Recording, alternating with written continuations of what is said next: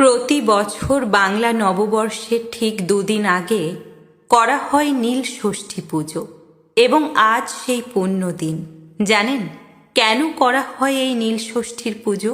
এর নেপথ্যের আসল কাহিনী কি? আমার সন্তান যেন থাকে দুধে ভাতে।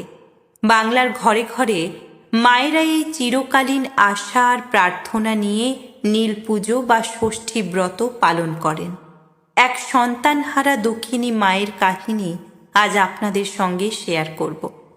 বাঙালি গৃহিণীদের এক গভীর আস্থার, ভক্তির এবং মাতৃত্বের আবেগে ভরা একটি প্রাচীন ব্রত এই নীল ষষ্ঠীর ব্রত।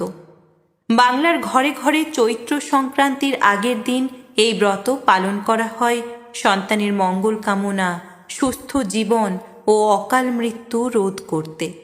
এই দিনে মহাদেব অর্থাৎ নীলকণ্ঠ ও মাতা পার্বতীর অর্থাৎ নীলাবতী রূপের পুজো করা হয়। পুজোর শেষে মায়েরা ব্রতকথা পাঠ বা শ্রবণ করেন, যা সংসারের সুখ সমৃদ্ধি বাড়ায় বলে বিশ্বাস করা হয়। বর্তমানে মায়েরা নিজেদের কন্যা ও পুত্র উভয়ের মঙ্গল কামনায় এই ব্রত পালন করেন। চলুন জেনে নিই নীল ষষ্ঠীর ব্রত কথা।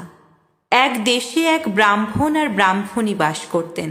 তারা অতি ভক্তি করে সমস্ত বার ব্রত পালন করতেন। তবুও তাদের সন্তান একটাও বাঁচে না। তাদের মনে এই ধারণা হলো যে এইসব বারব্রত করে কিছু লাভ নেই, আসলে সমস্তটাই মিথ্যে। এই বলে তারা সব ছেড়ে ছুড়ে দিয়ে দুজনে কাশী চলে গেলেন। একদিন কাশীতে গঙ্গায় দুজনে স্নান করে উঠে ঘাটের উপর বসে মনের দুঃখে কাঁদতে লাগলেন। তাই দেখে মা ষষ্ঠী বুড়ি ব্রাহ্মণীর বেশ ধরে এসে তাদের জিজ্ঞেস করলেন, হ্যাঁ গা, তোরা কাঁদছিস কেন? ব্রাহ্মণী বললেন, সে কথা তোমায় বলে কি হবে মা, আমরা বড় মনের জ্বালায় জ্বলছি। আমাদের অনেকগুলো ছেলে আর একটি মেয়ে হয়েছিল, কিন্তু সব কটাই মরে গেল। তাই ভাবছি যে সব বার ব্রত ঠাকুর দেবতা মিথ্যে।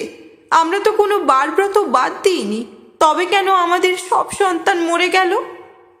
মা ষষ্ঠী বললেন, দেখো বাছা, তোমরা সব বার ব্রত করো বলে মনে বড় অহংকার ছিল, সেই জন্যে সব মরে গেছে। শুধু কি আর বার ব্রত করলেই হয়? ভগবানের ওপর বিশ্বাস থাকা চাই, মন পবিত্র থাকা চাই, সবার কাছে নিচু হওয়া চাই, এক মনে মা ষষ্ঠীকে ডাকা চাই, তবে হয়। তখন ব্রাহ্মণী বলল, তাহলে আমাদের উপায় কি হবে মা?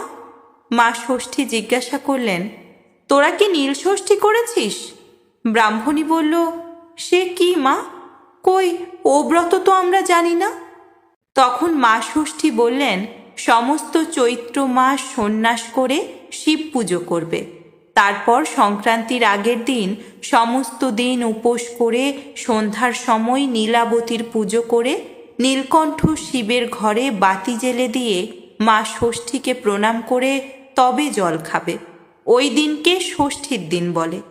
যারা নীল ষষ্ঠী করে তাদের ছেলে মেয়ে কখনো অল্প বয়সে মরে না। এই কথা বলে মা ষষ্ঠী অদৃশ্য হয়ে গেলেন। তারপর ব্রাহ্মণী দেশে ফিরে গিয়ে খুব ভালো করে নীল ষষ্ঠীর পুজো আরম্ভ করল। এরপর তাদের যতগুলো ছেলে মেয়ে হলো সবাই দিব্যি বেঁচে রইল। পাড়ার সকলে ব্রাহ্মণীর সুখ দেখে আর ওই নীল ষষ্ঠীর ব্রত জানতে পেরে সবাই নীল ষষ্ঠীর ব্রত করতে লাগলো। এই ব্রত করে সবারই ছেলে মেয়ে নিরোগ হয়ে বেঁচে রইল। আর এটিই হলো নীল ষষ্ঠীর আসল কাহিনী। আপনারাও কি এই পুজো করেন? অবশ্যই কমেন্ট করে জানাবেন। আর সকলে একসঙ্গে বলুন, হর হর মহাদেব, হর হর মহাদেব। ভিডিওটা ভালো লাগলে অবশ্যই শেয়ার করে দেবেন।